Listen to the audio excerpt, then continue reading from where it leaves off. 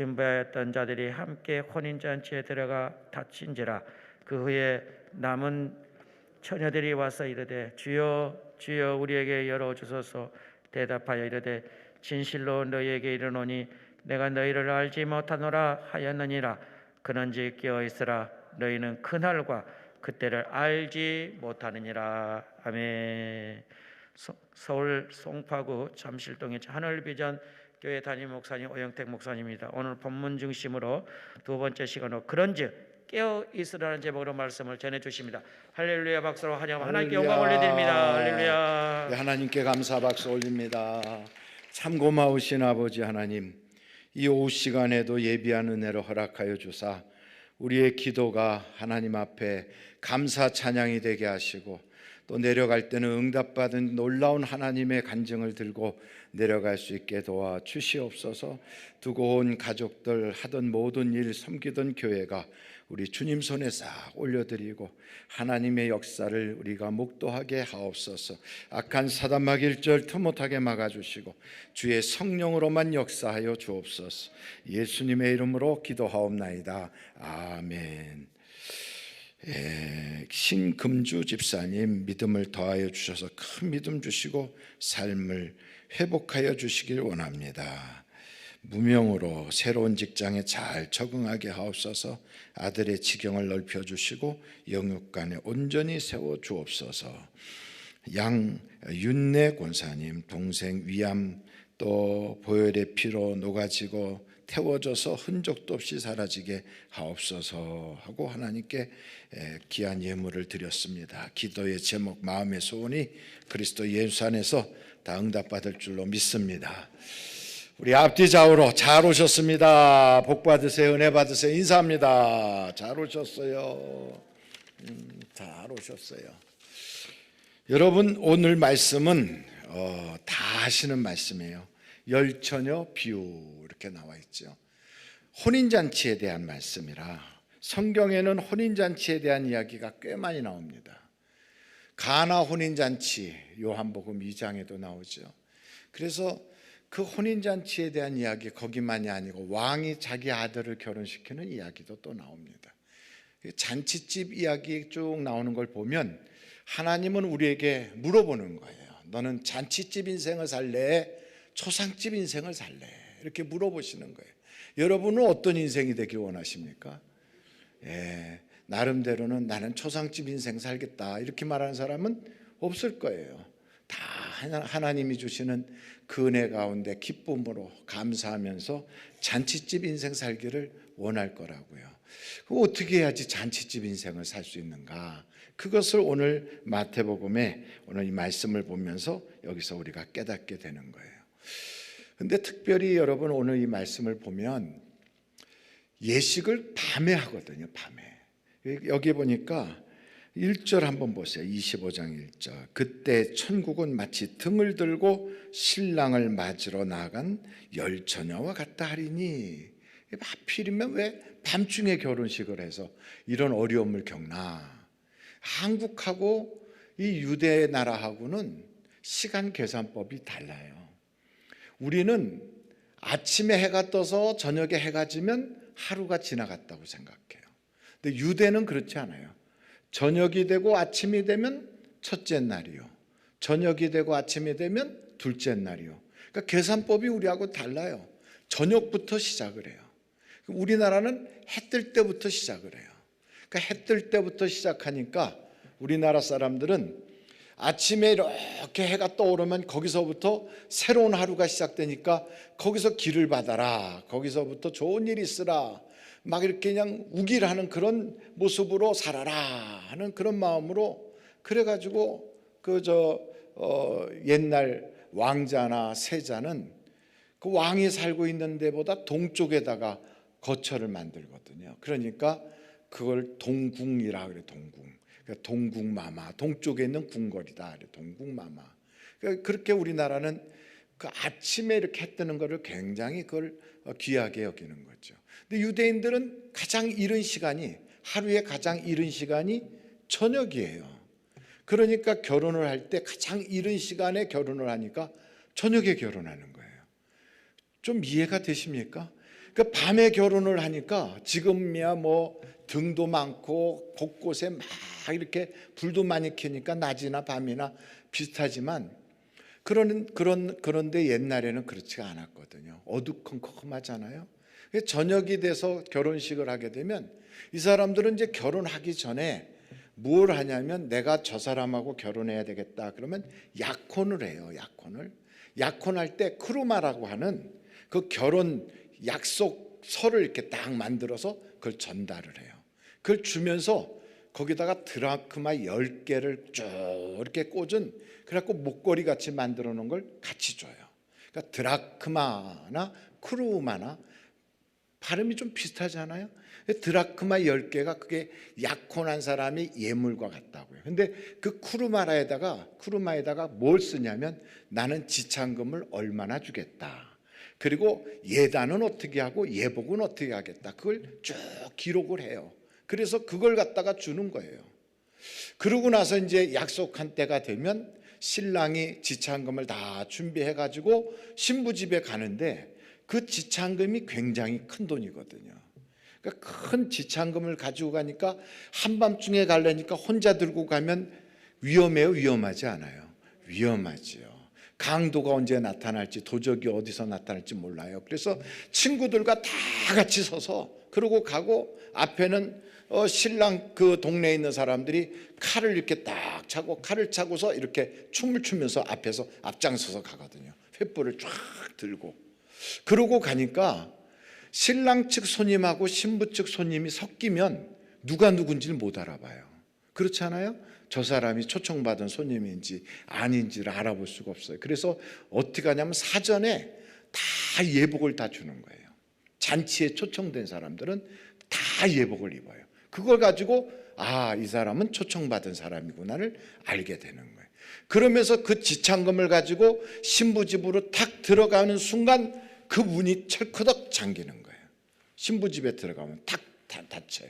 왜냐하면 이제 신부한테 지참금을 다 전달을 해야 되는데 그거 강도가 와서 뺏어가거나 도적이 와서 훔쳐가면 어떻게 해요? 문을 딱 닫고 그리고 안에 있는 사람들은 잔치가 벌어지는데 누가 와서 문을 두드리고 막 문 열어달라 그래도 절대로 열어주지 않아요. 왜냐하면 그러다가 큰 사고 나면 어떻게 해요? 그래서 절대로 그 이스라엘 사람들 잔치는 그 얼굴을 다 가리잖아요. 여자들이 다 얼굴 가리니까 그 여자인지 남자인지도 모르는데 횃불을 켜고 이렇게 보여줘도 얼굴 다 가리고 왔는데 어떻게 알아요? 그러니까 문이 한번 딱 닫히는 순간 일절 출입이 금지되는 거죠.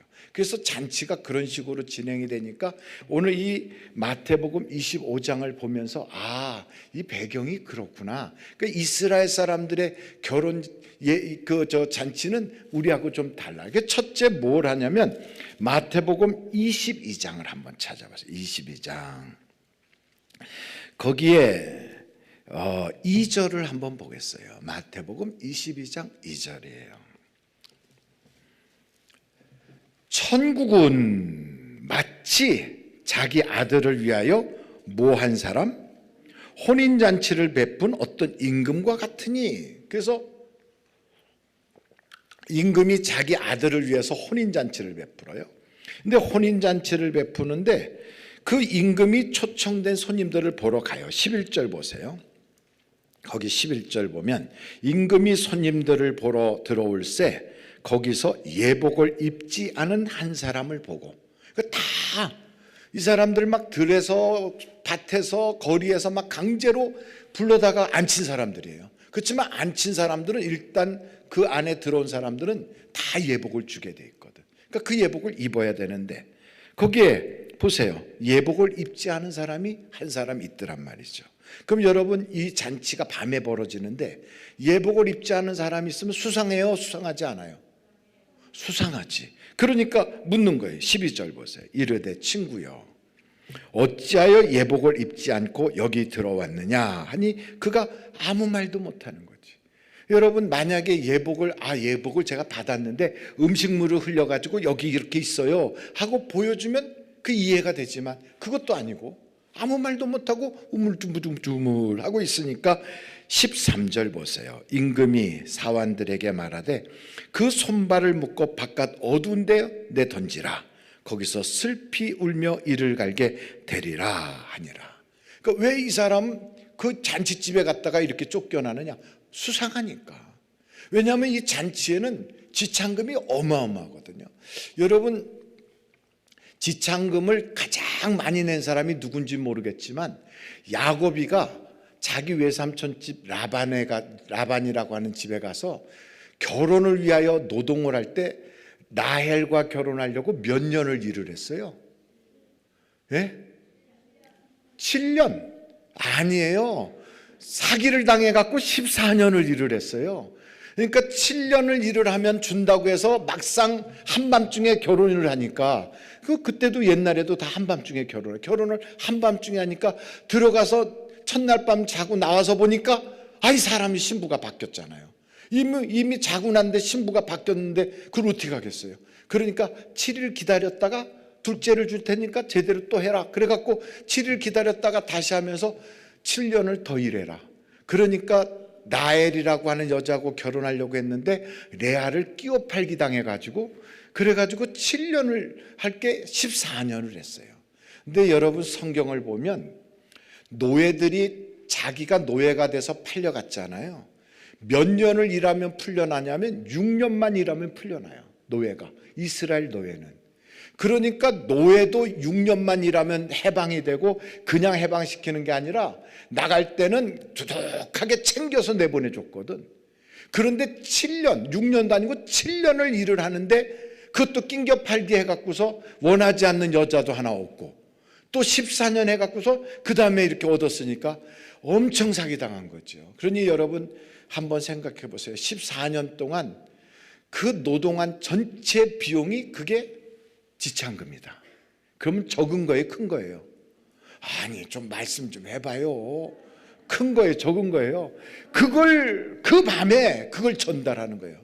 그럼 생각해봐. 그 집이 전체가 잔치가 벌어져 갖고 막 허둥지둥거리고 난리가 났는데 거기다가 신부한테 갖다 준다 해도 그 신부도 막 신랑 이렇게 만나려고 그러고 지금 누구 와서 인사드리고 이러다 보면 그 잊어버리기 쉬워요, 어려워요? 쉽지. 그래서 안전장치로 문을 다 걸어 잠그고 예복 입은 사람만 그 안에 딱 있는 거예요. 신랑 측이든 신부 측이든 초청받은 사람만 그 안에 있게 하는 거예요. 그래서 여기 보니까 예복을 입지 않은 사람은 내쫓아 버린다고요.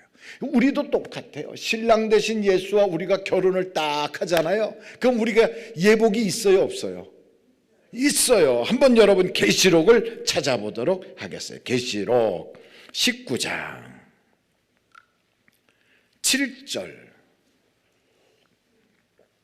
계시록 19장 7절. 우리가 즐거워하고 크게 기뻐하며 그에게 영광을 돌리세.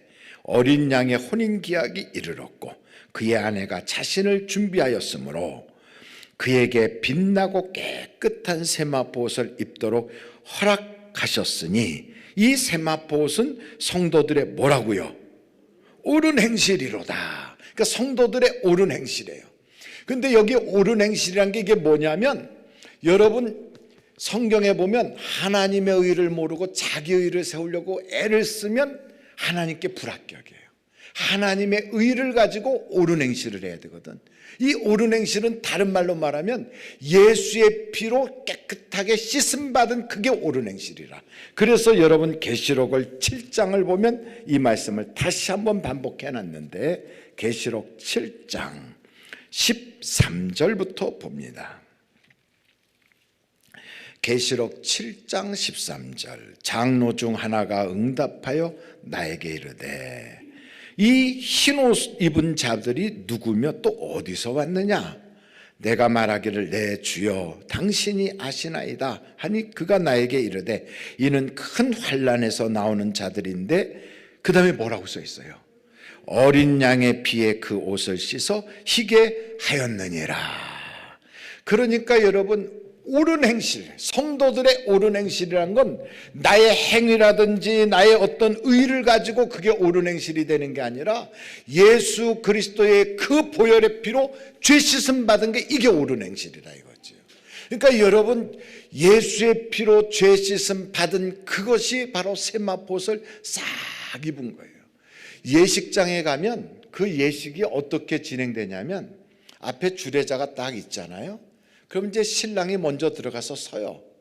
그러고 나서 신부가 아버지 손을 잡고 딴딴따단 하고 입장하잖아요.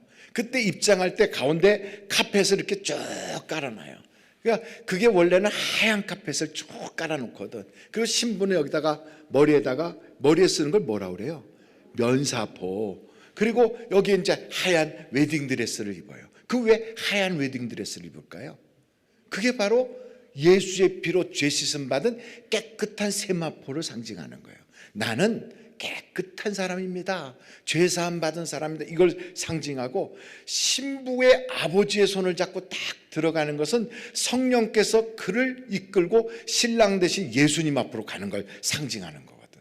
그 이왕이면 그때 이렇게 카펫을 이렇게 쭉 카펫으로 걸어가는 게 하얀 카펫인데, 그래도 사람들이 모를까봐 앞에서 여기서 양쪽에서 구름 같은 거를 이렇게 무드 잡는다고 이렇게 내잖아요. 그게 공중에 끌어올려 거기서 혼인잔치 하는 걸 재현하는 거예요.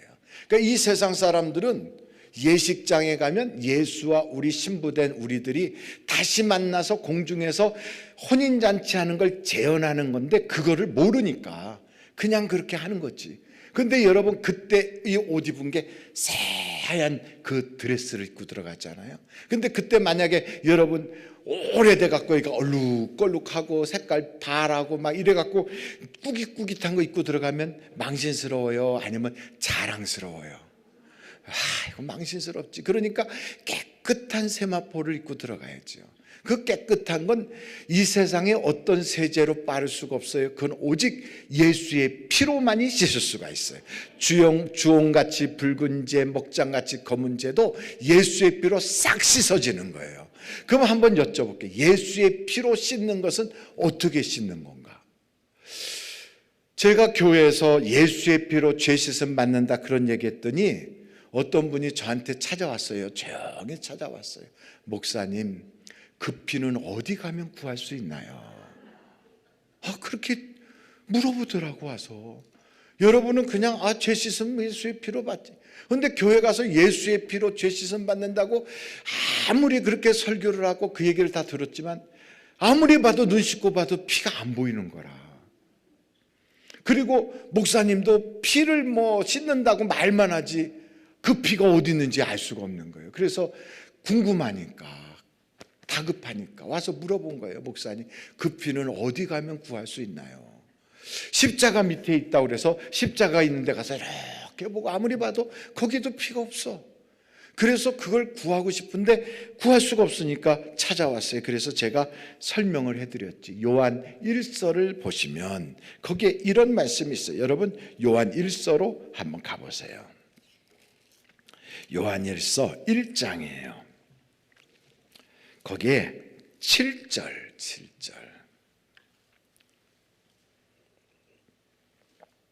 자, 한번 7절을 읽겠어요. 시작. 그가 빛 가운데 계신 것 같이 우리도 빛 가운데 행하면 우리가 서로 사귐이 있고 그 아들 예수의 피가 우리를 모든 죄에서 깨끗하게 하실 것이요. 8절 보세요. 만일 우리가 죄가 없다고 말하면 스스로 속이고 또 진리가 우리 속에 있지 아니할 것이요. 그러니까 죄 없다고 생각하면 그러면 그게 속이는 거다 이 말. 그러면 어떻게 해야지 예수의 피로 씻으냐? 9절 보세요. 9절. 자, 이게 아주 너무 놀라워요. 다 같이 한번 읽겠습니다. 시작. 만일 우리가 우리 죄를 자백하면 그는 미쁘시고 의로우사 우리 죄를 사하시며 우리를 모든 불의에서 깨끗하게 하실 것이요. 그러니까 다른 방법이 없어요. 그 예수의 피는 가서 얼마치 주세요 하고 사는 게 아니라 내 죄를 하나님 앞에 고백할 때, 우리 눈엔 보이지 않지만 2000년 전에 십자가에서 흘리신 그 피가 쉐 하고 와서 그 사람의 죄를 그냥 싹 씻어버리는 거예요. 싹 씻어버리는 거예요. 그러니까 같은 공간에 있다 할지라도 어떤 사람은 죄를 고백하여 그 죄가 싹 씻김 받는데 어떤 사람은 그냥 종교적 의식만 하고 있다가 가니까 죄가 그대로 있는 그냥 꾸깃꾸깃하고 바래버린 그냥 누런 그런 옷을 입고 다니는 거예요. 그러니까 여러분, 하나님께서 그 신부의 옳은 행실이 뭐냐? 그 옳은 행실이 자기의 죄를 고백하는 거다, 이 말. 고백하는 거.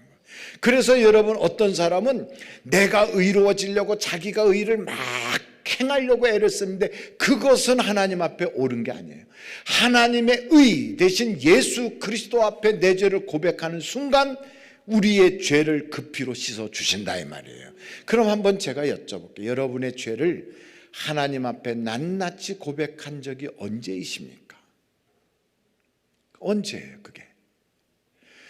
만약에 그냥 하나님 내게 복 주세요, 나에게 은사 주세요, 성령 충만하게 해주세요, 이것만 계속 달라고는 기도했는데 구체적으로 나의 죄를 놓고 하나님께 하나씩 기도한 적이 별로 기억이 안 난다든지 너무 오래돼서 깜깜하다든지 이러면 이게 지금 보통 문제가 아닌 거예요.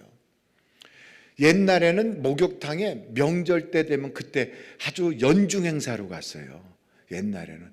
지금은 그런 분들이 없죠. 지금은 뭐 집에 사우나 시설도 잘 돼 있고 뭐 목욕하기도 따뜻한 물도 나오고 잘 되지만 옛날에는 그렇지 않고 목욕탕 가서 그때 이제 때를 닦으러 가잖아요. 그냥 탕 속에 가서 오랫동안 있으면 불려 가지고 나와서 떼수건으로 문질러야 되는 거지. 그게 왜 그러냐면 너무 안 닦다 보니까 이게 땐지 가죽인지 구분이 안 되는 거죠. 그러니까 우리들도 그동안에 계속 이렇게 죄를 짓다 보면 이게 난지 죄가 난지를 구분이 안 되는 거예요. 그래서 교회 가서 기도하면 구체적인 죄를 고백하지 않고 얼렁뚱땅 대충 고백하는 거예요. 뭐라고? 그럼 죄 있으면 용서해 달라고. 아이고 나 참, 죄 있으면 용서. 날마다 죄 지으면서 어떻게 그렇게 뻔뻔스럽게 기도하는지도 모르겠어요. 또 이렇게 기도해요. 그냥 나의 모든 죄를 씻어 주옵소서. 아니 왜 그렇게 그냥 도매금으로 몽땅 넘겨? 그러니까 여러분, 내가 어디 가서 무슨 과일이나 채소를 사더라도 골라서 그냥 이렇게 담아가지고 좋은 거 담아서 이렇게 해가지고서 사가지고 오는 건 잘 알면서 왜 내 죄는 그렇게 두리뭉실하게 그렇게 넘어가냐고요. 그래서는 안 되는 거지. 고백이라는 건 구체적으로 하나씩 그렇게 알아야 되는 거예요. 그런데 이게 잘 안 되거든요. 이제 금년도 다 갈 때가 됐는데 그래서 어떻게 해야 되냐, 여러분, 죄를 한번 적어보세요. 적어봐요. 죄를 쭉 적어봐요. 그러면서 그걸 하나씩 지워가면서 그러면서 기도하는 거지. 근데 이상한 건 처음에 적을 때는 내 머리를 가지고 구상하면서 적어. 이래서 내가 죄인이구나, 이거 잘못했구나, 하나님 마음을 내가 이때 이렇게 아프게 했구나, 이걸 적는데 처음에는 내가 적지만 얼마쯤 이렇게 하다 보면 성령께서 내 속에서 나를 확 휘어잡아요. 그래서 내 속에서 그냥 이 죄의 넝쿨을 그냥 쭉 끄집어 당기기 시작하는 거예요. 마치 고구마 밭에서 고구마를 처음엔 내가 캐는 거지만 얼마 있다가 그냥 고구마 줄기를 쭉 잡아떼면 저기 있는 고구마까지 줄기에 붙어갖고 쭉 올라오는 것처럼 성령께서 내 속에서 나를 막 그냥 기경하듯이 쟁기로 갈아엎듯이 나를 그냥 쫙 회개하도록 해서 알지도 못하고 생각도 나지 않던 죄들이 막 고백적으로 터져나오게 하는 거예요. 왜냐하면 성령은 우리의 연약함을 도우시기 때문에 그렇다고요. 할렐루야. 그래서 여러분, 죄를 고백해야 돼. 아이고 목사님, 나는 그러나 저러나 다 구원 받았는데요. 그래도 아무리 구원을 받았어도 성경에 보니까 우리 주님이 그러시거든요. 제자들의 발을 씻기는 거예요. 이렇게 씻겨주고 이렇게 씻겨줘. 베드로 차례가 돼서 베드로 발을 씻으려고 그러니까 베드로가 주여, 어떻게 주님이 내 발을 씻으십니까? 내가 주님의 발을 씻겨드려야죠. 다 아시는 얘기잖아요. 그때 뭐라고 그래요? 시몬아, 내가 내 발을 씻기지 아니하면 너는 나하고 상관이 없어. 상관이란 게 뭐예요? 너하고 나하고는 관계가 끊어진 거야. 바로 그런 아주 무시무시한 말씀을 하는 거예요.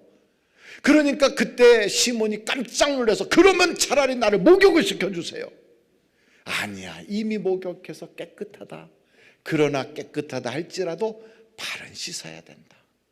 우리가 이미 구원받은 자고 깨끗하다 할지라도 우리에게 붙어있는 그러한 죄들을 날마다 고백하며 씻어야 돼. 할렐루야. 이것이 뭐냐? 그게 바로 깨어있는 거예요. 여러분, 우리가 아무리 목욕을 했어도 아침마다 세수하고 또 저녁 때 되면 또 다시 씻고. 왜 그래요? 먼지가 붙잖아요. 먼지가 하루 종일 다니다 보면 붙어 지저분해져. 그래서 여러분, 성경에 보면 사도행전 8장에 보면 사람에게 붙었던 귀신들이 성령이 오시는 순간 소리를 지르며 떠나가더라. 그러는 거예요. 떠나가더라. 여러분, 믿는 자에게도 이런 악한 마귀들이 막 가서 달라붙어요. 붙어.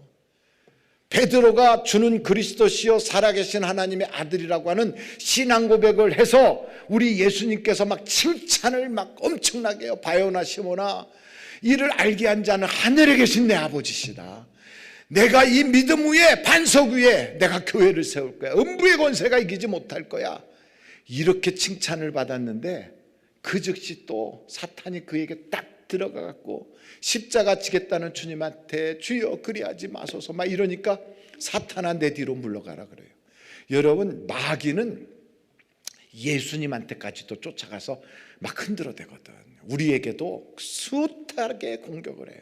그래서 마귀가 이렇게 붙었다가요, 이게 그냥 붙어 있는 게 아니에요. 틈을 봐, 틈을. 할렐루야. 식사를 하고 오셔서 지금 제 이야기를 들으니까 얼마나 피곤하겠어.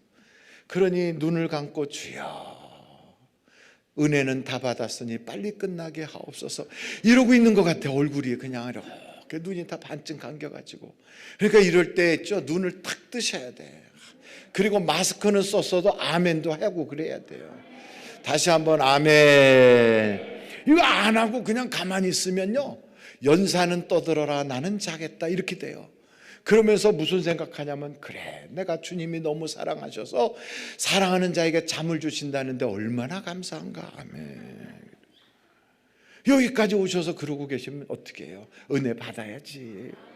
그러니까 아멘 아멘 해서 막 그냥 잡아 당기듯이. 옛날에는요 아멘도 이렇게 앉아서 아멘 그러지 않았어. 아멘 이렇게 하고 막 은혜를 막 잡아 당기는 것 같이 했거든. 우리가 그렇게 초상맞게 은혜는 안 받아도 그래도 아멘 아멘은 해야지. 아멘. 다시 한번 큰 소리로 아멘. 그럼요. 그래서 여러분, 우리가 이렇게 가만히 보면 하여간 그저 마귀가 그냥 딱 귀신들이 딱 붙어가지고 틈을 보는 거야. 틈을 봐. 그래서 틈을 타고 들어오는 거예요. 언제가 틈을 타는 거냐? 그냥 다니는데 이게 붙는 거예요. 이게 이렇게 마귀가 이유 없이.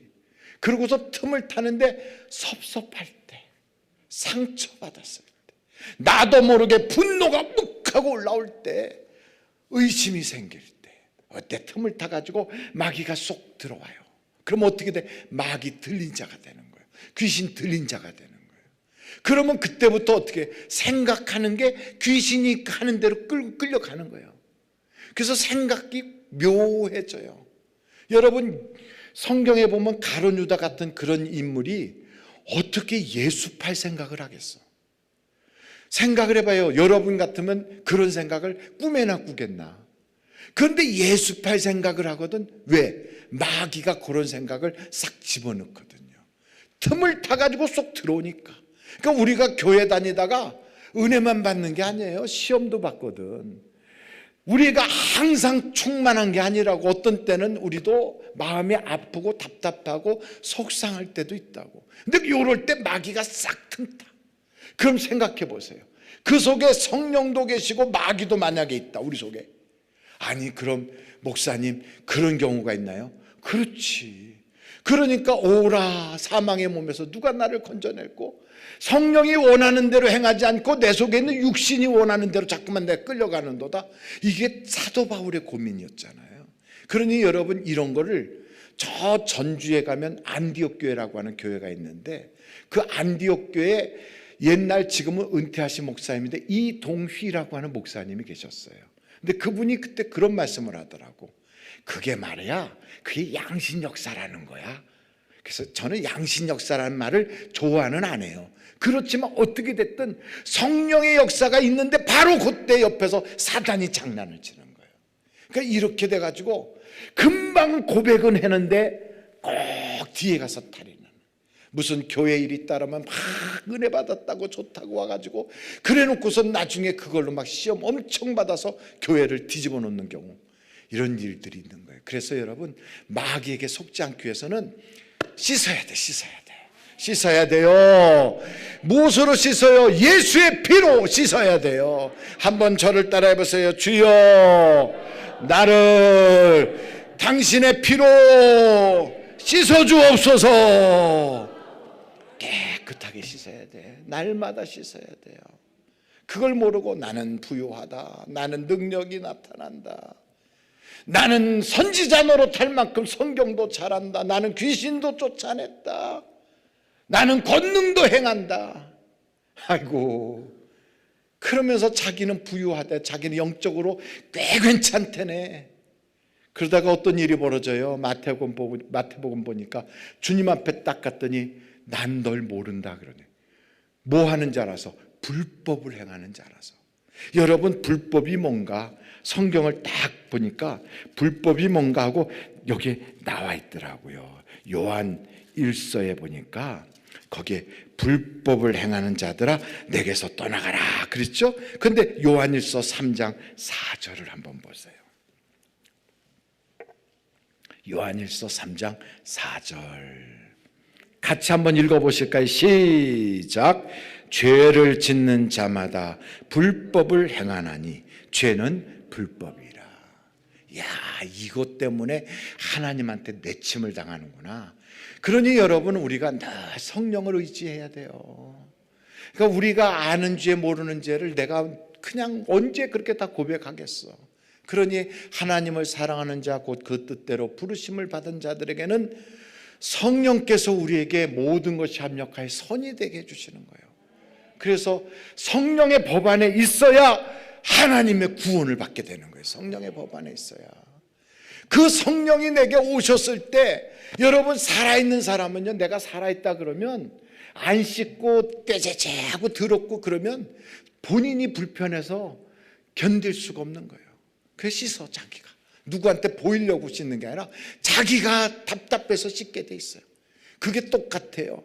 성령이 내 안에 계시면 내 속에 있는 이 죄를 내가 가만둘 수가 없어. 예수의 이름으로 이 죄를 해결하지 않고 못 견디게 되는 거예요. 그러므로 여러분, 예수의 피가 여러분 속에서 막 활동적으로 역사하기를 간절히 바라요.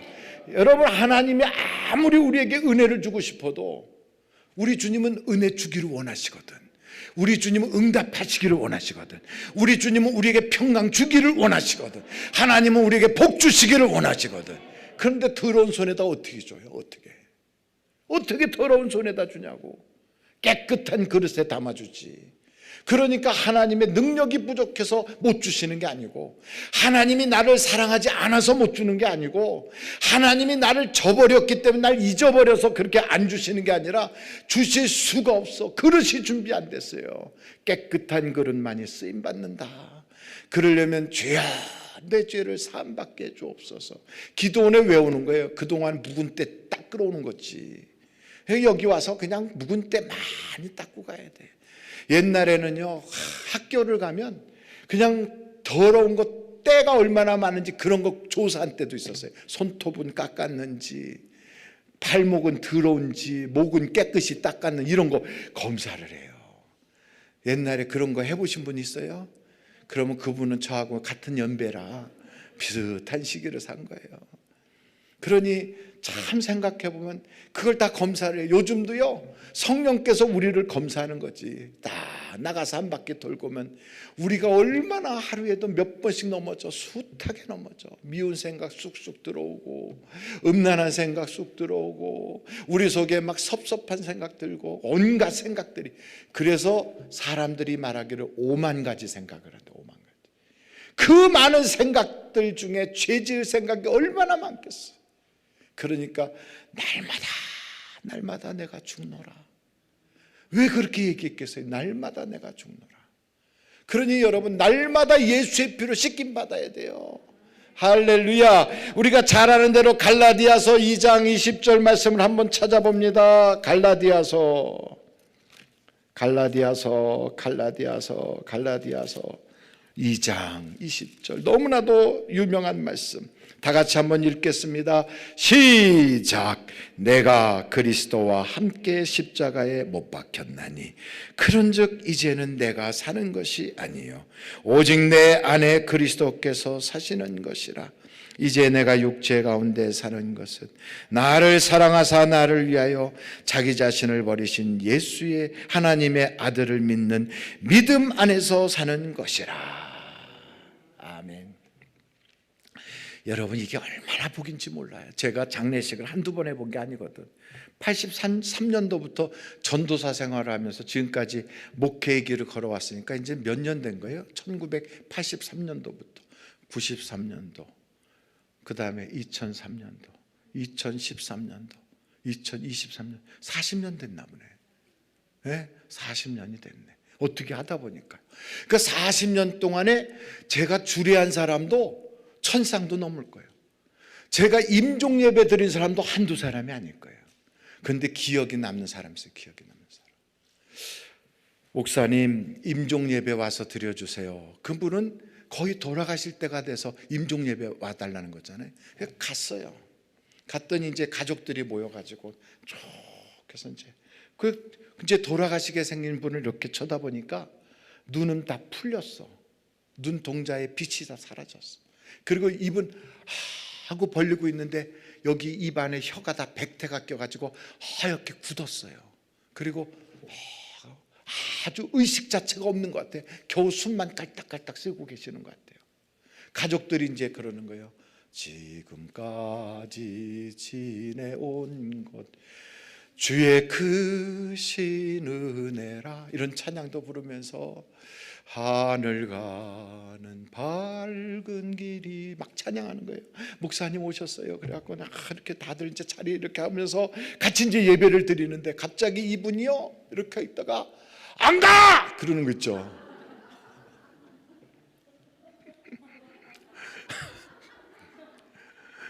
지금 우리는 지금 임종 예배 드리면서 어디 가시라고 지금 예배 드리는 거예요?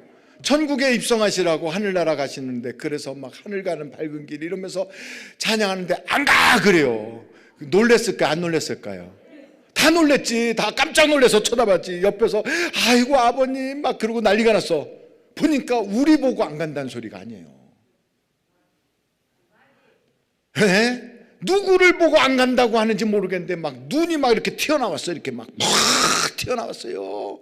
그래갖고 눈에 막 핏발이 막 쫙 쪘어. 복숭아가 이렇게 있으면 복숭아 탁 이렇게 까면요, 복숭아 그 막 시뻘겋잖아요. 그것처럼 막 핏발이 막 쫙 쪘어. 그런데 막 이러면서 온몸을 막 비틀면서 안 간다고, 안 가! 막 이러는 거예요. 그 자녀들이 무서워서 막 아버지 아버지 아버지 하고 막 울고 불고 난리가 났어요. 임종 예배 들어갔다가 저는 세상 전체 그런 건 처음 봤어. 안 간다고 하는 사람은. 막 그런데 막 하면서 입에서 막 거품 같은 것도 막 나와. 이렇게 안 간다고 막 하얗게 돼갖고 거품이 나오고 눈에서 막 핏발이 섰는데 나중에 보니까 이 눈물이 피눈물이 고였더라고요. 얘가 이렇게 피눈물이. 그러더니 이렇게 온몸을 비틀 죽었어. 그대로 이렇게 있으면 너무 온몸을 뒤틀어 놔가지고 관에 들어갈 수가 없어요. 그래서 어떻게 막 주물렀지. 왜냐하면 몸이 막 장작더미 같이 딱딱하게 된 거예요. 막 얼마나 비틀었는지. 막 주물렀어요. 온 가족이 매달려서 막 주물렀어. 눈도 못 감아서 제가 눈을 이렇게 감겨드렸어요. 이렇게 입도 이렇게 올려드리고. 그리고 예배를 딱 끝냈어요. 옛날에는 병풍을 쳐놓고 병풍 뒤에다가 관을 이렇게 놨거든. 그리고 이제 입관을 하면 그 못을 박아서 관을 다 덮지만 칠성판 위에다 이렇게 얹어가지고. 그러나 입관하지 않을 때는 관뚜껑을 이렇게 열어놓거든요. 근데 그 방에 그 가족들이 무서워서 못 들어가겠대. 못 들어가겠대. 그 아버님이신데. 그러면서 목사 보고 저보고 거기 좀 지켜달라고 그래요. 아니 제가 무슨 죄가 있다고 거기, 무슨 목사 하나 안 무서운가?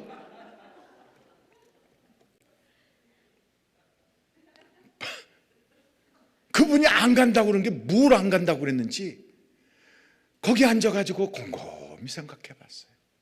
사람이 마지막 임종 때가 되면 육신에서부터 자기가 쑥 빠져나가는 순간 자기를 데리러 온 게 보이는 거예요. 그때서야.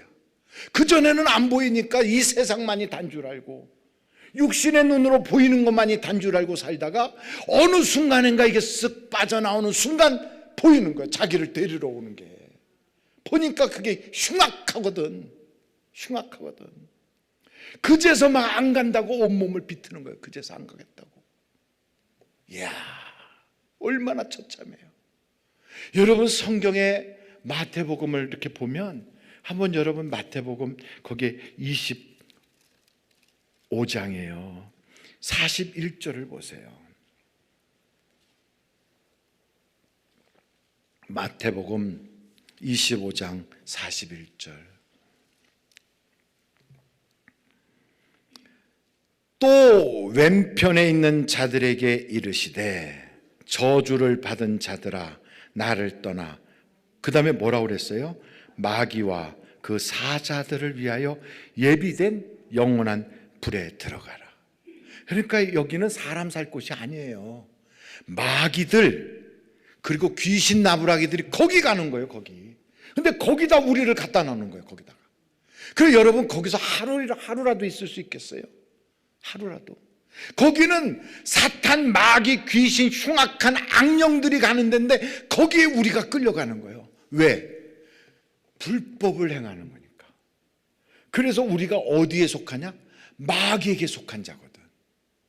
그러니까 그에게 소속이 그쪽으로 되니까 마귀가 끌고 가는 거예요. 소속이 그쪽이라. 그러니 여러분 이런 상태가 되도록 우리는 모르고 살다가 마지막 순간에 속아요. 그 도살장으로 끌려갈 때 으무 하고 울면서 눈물 꿈뻑꿈뻑 흘려도 그래도 끌려가는 거예요. 그것처럼 가지 않겠다고 온몸을 발버둥 쳐도 끌고 가는 거예요. 끌고 가는 거예요.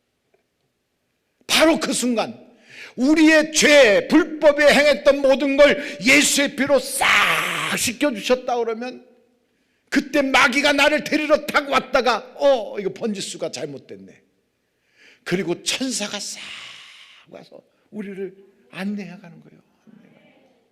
그러니까 성경이나 우리의 신앙의 선배들이 세상 떠날 때 보면 요한 웨슬레라든지 칼빈이라든지 이런 분들 다 마지막 임종 때 보면 의사들이 써놓은 거 그 옆에 있는 제자들이 기록해 놓은 걸 보면 마지막 순간에 웃으면서 여러분 천국에서 만납시다.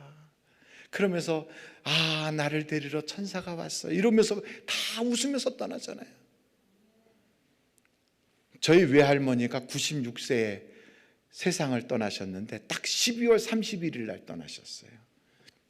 12월 31일 날 그날 저녁 때 됐는데 가족들 보고 다 불러가지고 이제 몸이 이제 보니까 이제 가실 것 같으니까 그러니까 다 모였어요. 그래가지고 누구 왔냐 불러요. 이름 다 부르고 그리고 이제 찬송 부르고 막 그런데 그래 찬송을 손으로 이렇게 박자를 맞추면서 찬송 부르고 그러다가 가만히 계셔요. 보니까 천국 가셨어 이렇게 웃으면서. 이야, 어떤 사람은 그렇게 가는데 어떤 사람은 막 온몸을 비틀면서 안 가 이러고. 천국이 준비되어 있는 사람, 오늘 죽어도 우리는 천국 갈 수 있다는 확신이 있는 사람, 우리 그런 사람이에요. 그래서 성경의 사도 바울을 하나님이 딱 택하셔서 무엇하라고 택했는가? 우리를 어둠에서 빛으로, 마귀의 권세에서 하나님의 자녀의 권세로, 지옥 갈 우리를 천국 백성 되게 그렇게 하시려고 하나님이 전도자들을 세우셨다 이 말이에요. 전도자들을. 그 성령이 우리 속에 와 계시면 성령을 통하여 우리가 죄 씻음 받는 놀라운 은혜가 있어요. 그러므로 여러분 하나님 앞에서 예수의 피로 죄 씻음 받기를 간절히 바랍니다. 그러니까 이렇게 마지막 때가 되면요, 예복을 다 입어야 돼. 예복을 안 입으면 슬피 울며 끌려나가서 던져진다고. 그 예복 다른 게 아니에요. 예수의 피로 깨끗하게 씻어. 그게 예복이에요. 두 번째는 여러분 이렇게 신랑 되시는 분이 딱 온다고 할 때 이제 잔치를 벌이잖아요. 그때 무엇을 준비를 해야 되느냐, 뭘. 근데 여기 성경에 보니까 마태복음 한번 여러분들이 한번 찾아보세요. 마태복음 오늘 25장이에요. 25장. 마태복음 25장 3절을 보겠어요. 3절 한번 읽어보실까요? 시작. 미련한 자들은 등을 가지되 기름을 가지지 아니하고 슬기 있는 자들은 그릇에 기름을 담아 등과 함께 가져갔더니. 그래 여러분, 어떤 사람들은 그래요. 아유 목사님, 그래도 사람이 천국 갈지 지옥 갈지는 죽어봐야 알잖아요. 이렇게 말하는 사람도 있어요. 죽어봐야 한다고. 제가 그랬어요. 아니 그러면 미국 가는 비행기를 타기 전에 다 미국 갈 사람들은 내가 타는 비행기가 미국 가는지 알고 타요? 아니면 어디 갈지 모르고 타요? 알고 타지.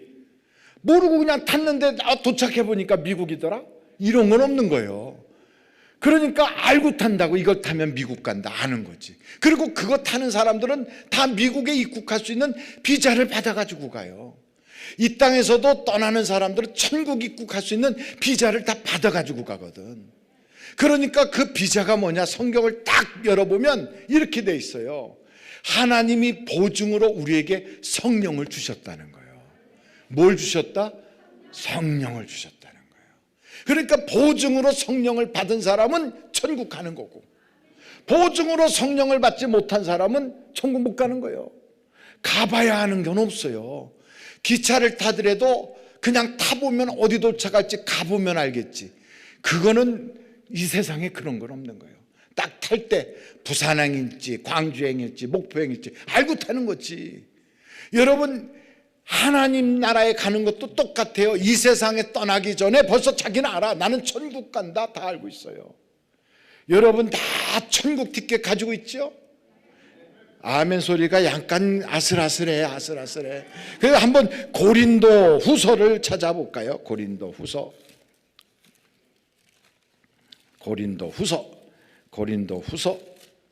5장 5절. 자, 한번 같이 읽어보도록 하겠어요. 고린도 후서 5장 5절 시작. 곧 이것을 우리에게 이루게 하시고 보증으로 성령을 우리에게 주신 이는 하나님이시니라. 보증으로 주신다니까. 보증으로. 그러니까 여러분, 야, 하나님은 우리에게 이렇게 보증으로 주시는구나. 거기 고린도 후서 1장 22절을 보세요. 1장 22절. 고린도 후서 1장 22절. 거기에도 보면 또 이렇게 나와 있어요. 같이 한번 읽어보실까요? 시작. 그가 또한 우리에게 인치시고 보증으로 우리 마음에 성령을 주셨느니라. 보증으로 성령을 주셨다고요. 그러니까 여러분, 우리는 이 땅에 살면서 성령을 볼 수는 없어. 바람이 어디서 불고 어디로 가는지 그건 볼 수는 없지만 나타나서 나뭇가지가 흔들면 바람이 이렇게 부는구나 아는 것처럼 성령이 그렇단 말이죠. 우리 속에 보증으로 성령을 받은 사람은 내가 천국 갈 수 있다는 확신이 쓱 꺼낼 때 비자 받은 것처럼 다 있다 이 말이죠. 한번 여러분 천국 티켓 받은 걸 한번 꺼내 보실까요? 다 같이 준비하시고 없으면서 꺼내려고 하지 말고. 어떤 사람은 없는데 있는 척하면서 남들 꺼내니까 한번 다 같이 꺼내. 하나 둘 셋. 자, 이야, 이게 이렇게 신나는 걸 말이에요. 어떤 사람은 예수 믿는 게 이렇게 재밌는데 이걸 몰라. 한번 여러분 성경 로마서 8장을 한번 찾아보세요. 로마서 8장 1절. 로마서 8장 1절로 2절이에요. 로마서 8장 1절로 2절. 자, 읽어봐요. 시작. 그러므로 이제 그리스도 예수 안에 있는 자에겐 결코 정죄함이 없나니 이는 그리스도 예수 안에 있는 생명의 성령의 법이 죄와 사망의 법에서 너를 해방하였음이라. 그러니까 같은 교회 다니고 같은 시대에 같이 예수를 믿고 막 이러고 있어도요, 성령으로 충만하게 내 속에 지금 받아놓은 사람들은 오늘 죽어도 천국 가는 거예요. 이거 얼마나 축복이에요. 그러니 이런 사람들은요, 그냥 기도하고 아침에 그냥 밤새도록 기도하고 나가도 너무 행복한 거예요. 핸드백 돌려가면서 이러고 다니는 거예요. 구름 위에 떠다니듯이 막 좋아서. 재벌들도 그러지 못해요. 그렇게 못 살아. 요즘 한국의 드라마에 보니까 무슨 재벌집 막내 아들인가 무슨 맞아요? 재벌집 막내 아들. 거기에 보니까 그 재벌이 나와서 하는 소리가 나는 오장육부에 여기가 3개가 더 달렸다고. 그러면서 첫째가 뭐냐? 이 첫째가 그게 뭐더라? 사람들에 대하여 욕심이 있대. 욕심, 돈에 대한 욕심. 그 두 번째는 아무도 믿지 않는 의심이 있대. 세 번째, 언제든지 배신할 수 있는 변심이 있대. 요 3개 가지고 세상을 성공하고 산대요. 그런데 그 얘기에 그게 대한민국의 현재 드라마에서 최고 1등을 하고 있거든. 이야, 저는 그걸 보면서 그래서 재벌가의 집안의 애들이 그렇게 싸우는구나. 신씨 집안이 우리 동네에다가 롯데 빌딩을 큼직하게 줘놨거든. 엄청 높이. 그런데 그 집에 같은 어머니 한 배에서 나온 저 형하고 동생도 막 재판에 가면서 머리 터지게 싸워. 그러니까 여러분, 이 세상에 재벌이라고 천국을 사는 게 아니에요. 우리가 가진 것이 많지 않아도 내 속에 성령님이 계시면 우리는 잔치집 인생을 사는 거예요. 잔치집 인생을 하는 거예요. 내년에 어떻게 될지, 사업이 어떻게 될지, 나는 어떻게 살다가 어떻게 돼, 미래에 대해서 몰라도 괜찮아. 왜냐하면 하나님이 보증해 주시니까. 우리는 그 믿음을 가지고 사는 거예요. 날마다 하나님이 나와 동행하신다. 그러므로 두려워할 것 없어요. 염려할 것 없어요. 갈릴리 바다를 쫙 가는 제자들이 풍랑이 일어나고 막 바람이 불고 이러니까 걱정해서 주여 우리가 죽게 된 것을 보지 아니하십니까? 막 이러니까 우리 예수님이 그러잖아요. 믿음이 적은 자들아 왜 의심하느냐? 여러분, 이 세상에 아무리 어려운 일이 생기고 경제적인 바람이 그냥 태풍처럼 내게 몰아쳐도 두려울 것 없어요. 세상보다 크신 분이 나를 도와주신다 이 말이에요. 그래서 이 믿음을 딱 갖는 거예요. 혹시나 이 믿음이 생기지 않으면 주야 믿음을 더하소서. 왜? 믿음으로 세상을 이기거든. 의인은 무엇으로 산다? 믿음으로 산다. 믿음으로. 그러니까 여러분, 돈으로 사는 게 아니에요. 어떤 사람은 돈으로 사는 줄 알아. 누군가가 연금을 많이 퍼놔서 나는 노후에 연금 때문에 걱정 하나도 없다. 그리고선 돈을 의지하잖아요. 그럼 그때부터 하나님이 가만 안 두는 거예요. 흔드는 거예요. 요즘은 또 돈 있는 사람이 불안해. 세상 경제가 어려워져서 은행이 부도날지도 모른다. 이러니까 내가 너는 은행이 부도나면 나는 얼마나 찾을까? 그러니 그걸 찾아서 땅에다 놓을까? 그 땅값이 또 떨어지네? 그거 어디다 넣어야 되나? 달러로 바꿔놔야 되나? 별 걱정을 다 해. 집에다가 싸놓고도 걱정해. 그래서 여러분, 이 세상은 항상 염려, 걱정, 두려움이 우리를 삼키려고 오는 거예요. 그러나 예수를 믿고 하나님께 맡기면 두려움이 없어요. 두려움이. 하나님이 나를 책임져 주신다 이 말이에요. 그런 사람들은 어떻게 하느냐? 기도하면 응답받은 기쁨이 있고 막 세상 살아가는데 감사함이 막 넘치는 거예요. 그래서 미련한 사람하고 슬기로운 사람 차이가 딱 갈라지는데, 미련한 사람은 뭐냐? 횃불은 있는데 기름을 준비하지 않은 거예요. 횃불은 있어요. 그 예수 믿는다는 포문이 있어. 불 들고 등은 있어요. 등은 이렇게 있어. 그러니까 교회 예배도 드려, 종교의식 다 해. 그런데 기름이 떨어졌어요. 그래서 불이 깜박깜박해. 그런데 슬기로운 사람은 기름이 준비되어 있어요. 기름이 그냥 기름을 막 퍽퍽 집어넣는 거예요. 이게 뭐냐? 어떤 사람은 그 성령이다. 기름은 성령이다. 맞아요. 성령일 수 있어요. 그런데 한번 제가 여쭤볼게요. 여러분, 성령은 돈 주고 사고 팔 수 있어요? 없어요? 없어. 근데 여기 성경에 보니까 기름이 떨어진 사람 보고 가서 파는 사람에게 가서 사가지고 오래잖아. 근데 못 사는 거지. 어떻게 성령을 돈 주고 사고 팔고 그래요? 이건 성령에 대한 이야기가 아니라고. 그러니까 옛날에는 물론 성경에 보면 하나님의 사람 다윗이 기름 부음을 받고 나니까 하나님의 영이 그에게 충만하더라, 이런 말씀도 있어요. 기름이 성령으로 비유된 데도 많이 있어. 그런데 여기서 나오는 마태복음에 나오는 이 기름은 그 얘기가 아니에요. 그건 뭐냐? 이건 야고비가 가지고 있는 기름이에요. 야고비가 가지고 있는. 요 기름은 뭐냐면 집에서 출발할 때 라반의 집에 가서 너 이따가 와라 하고 아버지가 탁 준 그 기름이거든.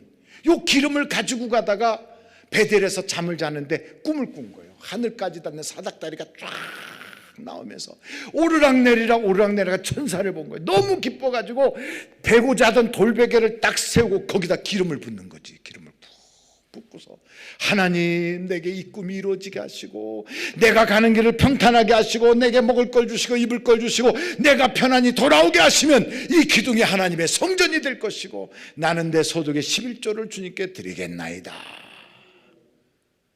그게 뭐 하는 거예요? 그게 예배. 다시 한번 뭐라고요? 다시 한번 뭐라고요? 그런데 그 예배가 뭐냐? 기름 부은 예배가 이 말이에요. 그러니 여러분, 성경에 보면 전제와 소제를 날마다 드리는데 전제는 포도주를 분 거라면 소제는 곡식가루에다가 기름을 분 거거든. 이게 예배예요. 그래서 어느 날부턴가 내가 드리는 예배의 감격이 없어지고 예배 시간마다 내가 은혜를 받지 못하고 언제부턴가 예배가 마음에 부담이 되고 예배 자리에 가려면 무거워, 힘들어, 가기가 쉽지 않아. 이렇게 자꾸 예배가 멀어지고 있는 사람은 이게 기름이 떨어져서 그런 거거든. 기름이. 성경에 보면 엠마오로 내려가는 제자들도 똑같이 예수를 만났던 사람인데도 기쁨이 싹 사라지더니 멀리 갔잖아요. 디베라 바다에 나갔던 제자들도 예수님 부활하셨다는 소리를 들으면서도 그래도 나는 옛생활로 돌아가겠다 하고 가거든. 모르는 게 아니에요. 알아. 그런데도 옛날로 돌아가고 멀리 가는 거예요. 예배에 감격이 없어져. 앉아서 예배 설교 들으려고 딱 앉으면 첫 예배 벌써 첫 번째 설교 본문 말씀 딱 읽으면 다 아는 거예요. 모르는 게 한 개도 없어. 그러니까 다 아는 거니까 올소이다 지당합니다 하고 자는 거지. 그런데 여러분, 예배의 감격이 회복이 되면 어떻게 하느냐? 아는 말씀 또 들어도 아멘. 막 예배의 감격이 오는 거예요. 찬송 부를 때 희락이 영이 움직이고 말씀 들을 때 막 내 속에서 믿음이 막 확 올라오고 막 아멘 하고 예배 때마다 막 은혜가 충만해지는, 예배 때마다 은혜가 충만해지는. 그래서 여러분, 예배의 감격을 회복시키지 않으면 안 되는 거예요. 그러니까 성경에 보니까 그렇게 예배의 감격이 회복되는 사람들은 어떤 사람들이 회복되느냐? 부활하신 예수를 만나야 이게 회복이 돼요. 베드로도 나는 디베라 바다 가서 고기나 잡아야지 하고 갔다가 거기서 예수님을 만나고 나니까 베드로가요 그냥 겉옷을 들쳐입고 막 수영을 해서라도 주님께로 달려갔잖아. 엠마로 내려가던 제자가 예수님 부활하신 주님을 만나고 나니까 다시 예루살렘으로 올라갔잖아요. 마찬가지로 오늘 우리에게도 필요한 건 부활하신 예수를 만나야 되는 거예요. 만나야 되는 거예요. 만나야 신앙의 감격이 회복이 돼요. 그러면 성경에 보니까 이렇게 만난 사람들 사도행전에 보면 날마다 모이기에 힘써. 날마다. 근데 이게 안 되면 어떻게 하느냐? 급할 때만 달려가서 기도한다고 막 달려가지 평상시는 어떻게 하느냐? 모이기를 패해. 모이는 게 힘들어. 교회에 가서 뭐 하라면 그렇게 몸이 무거워. 그게 왜 그러느냐? 만나지 못해서 그래요. 감격이 사라져서 그래요. 예배의 감격이 없으니까. 그러니까 예배의 감격이 회복이 되면 그냥 쫙 그래도 막 몰려오는 거예요. 막 찬송 부를 때 막 역사가 나타나는 거예요. 제 아내가 저하고 목회를 따로 하거든요. 우리 교회를 안 나온 지 20년도 넘었어요. 사모가. 그 20년도 넘은 그 여자가 어디서 집회를 해달라고 그래서 갔대요. 어느 순복음교회라고 그러더라고. 그게 원당인가 무슨 순복음교회라고 갔어요. 가서 이제 거기서 집회를 하는데 제 아내가 집회를 하고 난 다음에 나중에 저보고 오라고 그래서 저도 갔어. 그러니까 부부가 그렇게 불려다니는 경우는 흔하진 않거든. 이제 제 아내가 가서 집회를 한 거에 대해서 나한테 하고 싶은 말씀이 있어서 나보고 오라고 그랬던 거였어요. 그래서 갔더니 그 얘기를 하더라고. 제 아내 목사가 와서 그 집회를 할 때 막 찬송 부르는 중에 거기에 있는 암병 환자가 나섰다는 거예요. 찬송 부를 때 막 찬송 부르는데 그게 무슨 암이냐 그랬더니 그게 후두암인가 뭐 그런 암인데 그게 나섰다는 거예요. 그래서 그 얘기를 해주려고 그때는 몰랐다는 거예요. 집회를 끝나고 갔는데 그 다음에 또 오라고 하니까 바쁘다고 안 온다니까 저보고 오라고 그래서 제가 스페어로 갔거든. 갔더니 저한테 그 얘기하는 거예요. 목사님, 찬송 부를 때 그 후두암 환자가 나섰는데요, 잠깐만 기다려보세요. 그랬더니 누구 권사님 들어오세요. 오셨어. 그랬더니 이분이 바로 그분입니다 그러더라고요. 찬송 부를 때 얼마나 뜨겁게 찬양했는데 찬송 중에 계시는 그 예수님을 통하여 그의 암이 싹 녹아져 버렸다는 거예요. 근데 대부분은 찬송을 뭐라고 생각하냐면 예배를 준비하는 거라고 생각하거든. 근데 그게 아니라 예배를 막 사모하는 사람은 찬송 부를 때부터 희락의 영이 막 임해가지고 그때 막 치료가 나타나고 하나님의 응답이 나타나는 거예요. 슬기로운 자와 미련한 자의 차이가 있다면 예배가 은혜 있는 예배를 드린 자는 슬기로운 자예요. 예배가 죽어버린 사람은 미련한 자예요. 그래서 저는 이제 남은 기간이 얼마인지 모르지만 우리 주님 오실 때가 언제인지 모르잖아요. 그때까지 예배마다 성공해야 돼. 예배마다. 우리 교회 장로님 한 분이 주일날, 그것도 지지난주인 거예요. 지지난주에 주일날 예배를 마치고 다 저한테 손 흔들고 목사님 다음 주 예배 이러고 가셨는데 금요일날 연락이 왔어요. 돌아가셨대. 손 흔들고 가셨는데 그래가지고 토요일날 입관 예배하러 갔어요. 토요일날 가서 이렇게 영정사진을 딱 보니까 지난주 나한테 손 흔들고 가신 분인데 멀쩡해가지고 그래서 어떻게 돌아가셨느냐 그랬더니 갑자기 돌아가셨대. 갑자기.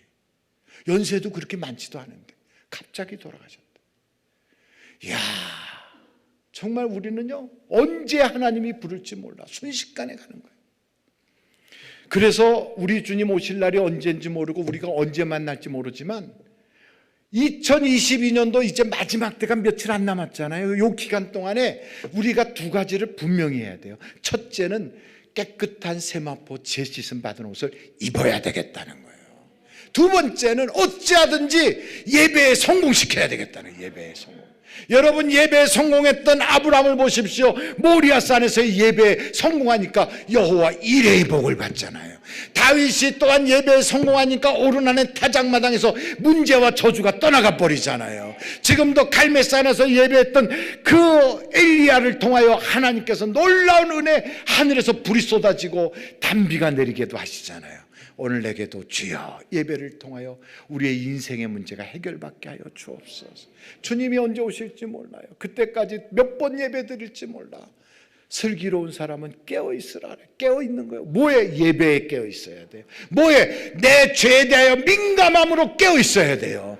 이 모든 걸 하기 위해서는 내게 뭐가 필요하냐? 성령 충만함이 필요한 거예요. 오늘 이 시간에 여러분 다 같이 한번 우리 주님 앞에 기도할 터인데, 하나님 내게 성령으로 충만케 하시고 우리에게 예배가 회복되게 하시고 하나님의 은혜가 우리를 압도하게 하여 주시고 문제가 다 간증으로 변화받게 하여 주옵소서. 우리 다 같이 주여를 세 번 부르고 사회 보실 목사님 나오실 때까지 기도합니다. 주여, 주여, 주여. 아버지 하나님, 아버지 하나님.